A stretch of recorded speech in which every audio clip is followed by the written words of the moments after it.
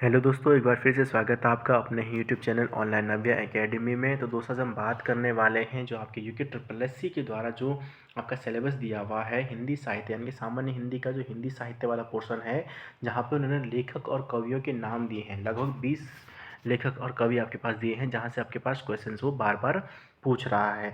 तो उसी की सीरीज में आज हम इसका थर्ड पार्ट डिस्कस करने वाले हैं, जहाँ पे हम बात करेंगे जयशंकर प्रसाद और जयशंकर प्रसाद और रस खान के बारे में।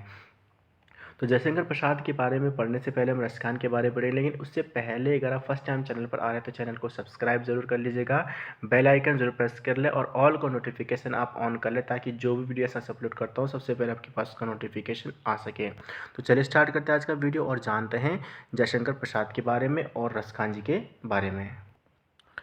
तो सबसे पहले हम रस खान जी के बारे में देख लेते हैं, फिर जयशंकर प्रसाद जी के बारे में पढ़ेंगे। तो रस खान के बारे में हम बात करेंगे तो रस खान जो है वो पहले ऐसे कृष्ण भक्त जो थे जो मुस्लिम कवि थे। रस खान जो थे वो कृष्ण भक्त मुस्लिम कवि थे, जिनका जन्म 1548 में जो था हुआ था। ठीक है, 1548 में हुआ था और ये अकबर के समकालीन थे। अकबर की अगर हम बात करें तो अकबर का कार्यकाल रहा है 1556 से 1605 तक का। तो इसी बीच यानी कि इससे पहले इनका जन्म हुआ था, 1548 में इनका जन्म हुआ था और इन्हीं के बीच ये इन्हीं के समकालीन यानी कि अकबर के समकालीन ही रस खान रहे हैं। रस खान का मूल नाम जो था वो था सैयद इब्राहिम खान। सैयद इब्राहिम खान जो था इनका, सैयद इब्राहिम रस खान इनका पूरा नाम था, रस खान जी का। ठीक है, इनकी कविताओं की अगर हम बात करें तो प्रेम वाटिका, दान लीला, अष्टयाम आदि इनकी प्रमुख रचनाएं रही हैं। ठीक है, तो रस खान के बारे में ज़्यादा कुछ नहीं है, अगर हम बात करेंगे तो नॉर्मली छोटा सा ही है। तो हम बात करते हैं जयशंकर प्रसाद जी के बारे में। जयशंकर प्रसाद जो हैं वो छायावाद युगीन कवियों में से एक रहे हैं। छायावाद युगीन जो कवि, उपन्यासकार, निबंधकार, कहानीकार। ठीक है, तो अनेक विधाएं जो इनके द्वारा दी गई हैं, जिनमें हमारी कहानियाँ हो गई, नाटक हो गया, निबंध हो गया, उपन्यास हो गए, कविताएं इनके द्वारा लिखी गई हैं। तो छायावाद कवियों में से एक माने जाते हैं, जिस कारण से इनको छायावाद का ब्रह्मा भी कहा जाता है। और आधुनिक कविता के सुमेरु या उपनाम है इनका, और झारखंडी या कलाधर के नाम से भी इनको जाना जाता है। ठीक है, छायावादी युगीन अगर कवियों की अगर हम बात करें तो छायावाद जो हिंदी साहित्य का जो कह सकते हैं कि रोमांटिक काव्यधारा एक थी ये छायावाद। ठीक है, तो यानी कि कुछ अलग विचित्र ढंग से उनको बताया गया है, प्रकृति के बारे में बताया गया है। तो प्रकृति या छायावाद कवियों ने जो रहा है कि प्रकृति के जो प्रतीक के जरिए जो है उन्होंने क्या किया, अदृश्य और मनुष्य की जो अंतरात्मा है, आंतरिक भावनाओं को छंदबद्ध किया है, आंतरिक भावनाओं को उनको दिखाया है, जिस कारण से इसको छायावाद युग कहा जाता है। छायावाद युग जो रहा है 1918 से 1936 तक इसको माना जा सकता है, जहाँ पर इन्होंने अनेक यानी कि कवि इसमें आए हैं, जैसे कि जयशंकर प्रसाद हो गया। जयशंकर प्रसाद को छायावाद का ब्रह्मा कहा जाता है। सूर्यकांत त्रिपाठी निराला हो गए, जिनको छायावाद का महेश कहा जाता है। और सुमित्रा नंदन पंत हो गए, जिनको छायावाद का विष्णु कहा जाता है। माखनलाल चतुर्वेदी हो गए, मुकुटधर पांडे हो गए, मैथिली शरण गुप्त जी थे, श्री राय कृष्ण देव दास थे, भगवती चरण वर्मा थे, राम कुमार वर्मा थे। तो ये सभी जो आपके छायावाद युगीन कवियों में माने जाते हैं। छायावाद युगीन कवियों की अगर हम बात करें तो जयशंकर प्रसाद के बारे में बात करें तो उनका जन्म 30 जनवरी 1890 को वाराणसी में हुआ था और क्षय रोग के कारण 1937 में इनकी मृत्यु हो गई थी।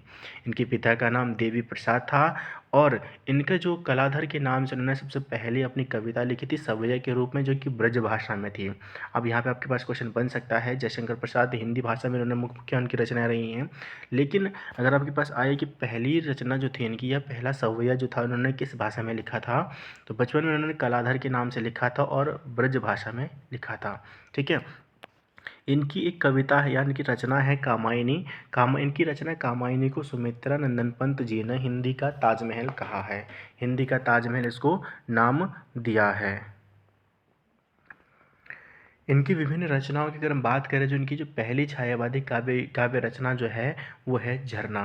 तो झरना जो है वो छायावादी की पहली काव्य रचना भी है और जयशंकर प्रसाद की भी है, जिस कारण से इस कविता को छायावाद की प्रथम प्रयोगशाला का नाम दिया गया है।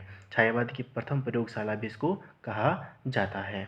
ठीक है, इनकी अगर हम बात करें जयशंकर प्रसाद की जो कविताएं काव्य रचनाएं जो रही हैं, तो पहली जो इनकी काव्य रचना रही है वो 1909 में प्रकाशित हुई है और 3 रचनाएं उनकी उस टाइम पे काव्य रचनाएं प्रकाशित हुई हैं, जिनमें आपका उर्वशी हो गया, वन मिलन हो गया, प्रेम राज्य हो गया और कामायनी जो है इनकी, जिनको हमने ऊपर देखा भी कि छायावादी का ताजमहल जो है इनको कहा जाता है, वो 1935 में प्रकाशित हुई थी।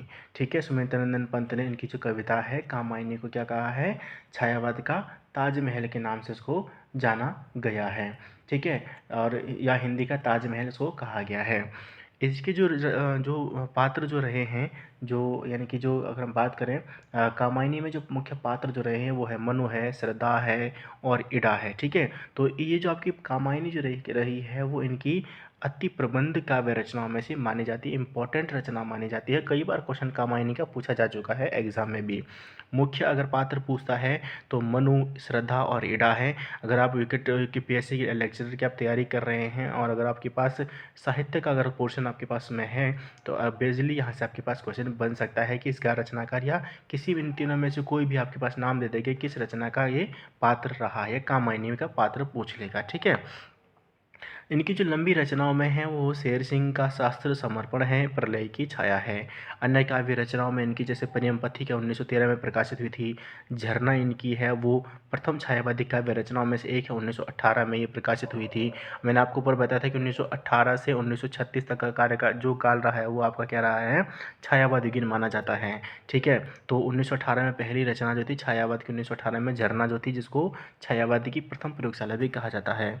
आंसू 1925, लहर 1933, चित्रधार जो है, बभ्रुवाहन है, करुणालय है, कानन कुसुम है, महाराणा का महत्व व अयोध्या का उद्धार जो है, ये प्रमुख अन्य काव्य रचनाएं जो हैं जयशंकर प्रसाद की रही हैं। नेक्स्ट अगर बात करें तो इनकी द्वारा जो कहानी जो लिखी गई है, तो जयशंकर प्रसाद के द्वारा जो पहली कहानी लिखी गई है वो है ग्राम। ठीक है, कौन सी लिखी गई है, ग्राम, जो 1911 में लिखी गई है। और इसका जो प्रकाशन हुआ था, इस कहानी का प्रकाशन हुआ था वो इंदु नामक पत्रिका में हुआ था। कौन सी पत्रिका में, इंदु नामक पत्रिका में ये इसका प्रकाशन किया गया था। इनकी अन्य कहानियों की अगर हम बात करेंगे जयशंकर प्रसाद जी की, तो वह है छाया, प्रतिध्वनि, आकाशद्वीप, आंधी व इंद्रजाल 1936 में ये सभी आई हैं। खंडहर की लिपि हो गया, पाप की पराजय हो गया, स्वर्ग के खंडर हो गया, देवदासी, उस पार का योगी, पुरस्कार, छोटा जादूगर, सालवती, प्रतिमा, गुंडा। ठीक है, तो गुंडा के जो प्रमुख किरदार रहे हैं वो नन्हू सिंह और घीसू हैं। नन्हू सिंह और घीसू जो है वो गुंडा जो कहानी है इसके प्रमुख किरदार रहे हैं। इन्होंने 13 नाटकों की रचना की है। 13 नाटकों में जो प्रमुख जो रहे हैं, अगर आप हिस्ट्री पढ़ रहे हैं आपने, तो हिस्ट्री में आपने इनके नाम पढ़े होंगे।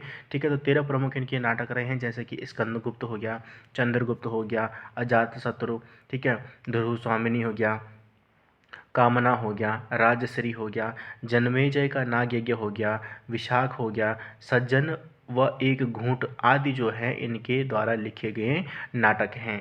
ध्रुव स्वामिनी में इन्होंने नारी के सम्मान की बात की है और नारी के सम्मान को वहाँ पर उठाया है, उसको नारी के स्वाभिमान को वहाँ पर उठाया है ध्रुव स्वामिनी में, जहाँ पर उन्होंने अनमेल विवाह और नारी के पुनर्लग्न की बात कही है।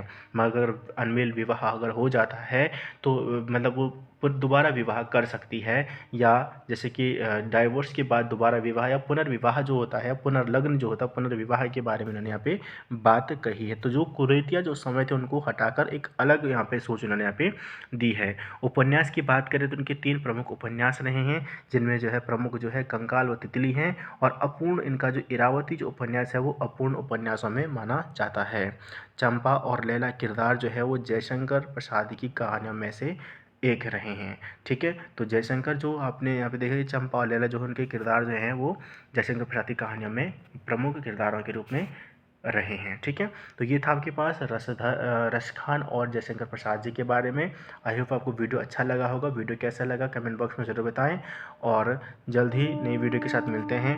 तो अगर आप फर्स्ट टाइम चैनल पर आते हो, जैसे मैं पहले बताया कि चैनल को सब्सक्राइब कर लीजिएगा और बेल आइकन को ऑन रखिएगा।